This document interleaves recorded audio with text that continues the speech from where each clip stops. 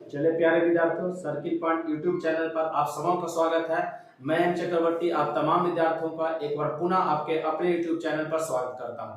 आज हम लोग 10 के रोज में इतिहास के 10 महत्वपूर्ण प्रश्नों को लेकर आए हैं और यह श्रृंखला हम लोगों का लगातार चलता जा रहा है।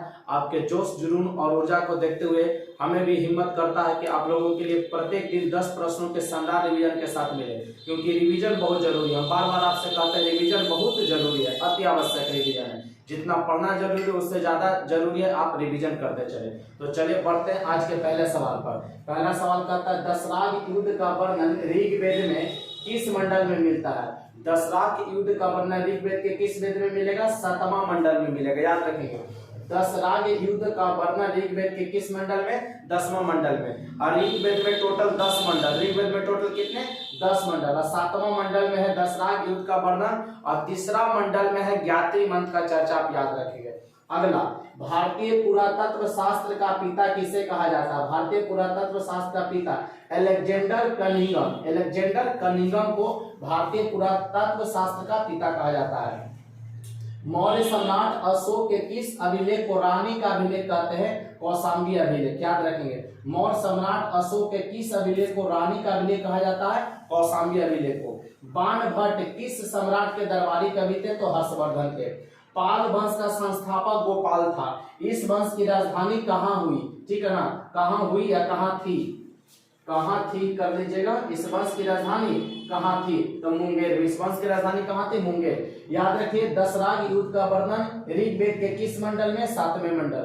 भारतीय पुरातत्व का पिता अलेक्जेंडर कनिंघम। मौर्य सम्राट अशोक के किस अभिलेख को रानी का अभिलेख? कौशाम्बी अभिलेख। बाण भट्ट किस सम्राट के दरबारी कवि थे? तो हर्षवर्धन के।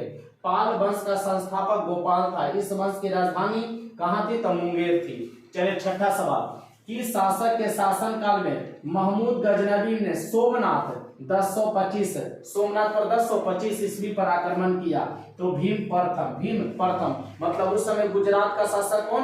भीम प्रथम था, क्योंकि सोमनाथ मंदिर है कहाँ? गुजरात में। फिर ध्यान दीजिएगा, किस शासक के शासनकाल में महमूद गजनवी ने 1025 ईस्वी में आक्रमण किया था? कहां? तो सोमनाथ पर। तो भीम प्रथम के समय में गुजरात का शासक। राक्षसी तंगड़ी या तली कोटा या इसी को बनी हट्टी भी कहते हैं। राक्षसी तंगड़ी, ताली कोटा या बनी हट्टी का युद्ध पूछेगा कब हुआ? तो 1565 ईस्वी में। किस आंदोलन के दौरान पठान सत्याग्रहियों पर गोली चलाने से गढ़वाल राइफल्स ने इनकार कर दिया था? किस आंदोलन के दौरान पठान सत्याग्रहियों पर गोली चलाने से गढ़वाल राइफल्स के जो सेना सैनिक थे वो इनकार कर दिया? सविनय अवज्ञा आंदोलन। सविनय अवज्ञा आंदोलन जो कि गांधी जी के द्वारा चलाया गया था। किस दिन भारत विभाजन की माउंटबेटन योजना प्रकाशित की गई थी? किस दिन भारत विभाजन की माउंटबेटन योजना प्रकाशित की गई थी? तो आपका आंसर क्या होगा? 3 जून 1947। 3 जून 1947। इंडियन होम रूल सोसाइटी की स्थापना कब हुई थी? 1905 में। इंडियन होम रूल सोसाइटी की स्थापना कब हुआ? 1905 में। किसके द्वारा? श्याम जी कृष्ण वर्मा द्वारा। श्याम जी कृष्ण वर्मा द्वारा। कहाँ हुआ? तो लंदन में। कहाँ हुआ? लंदन में।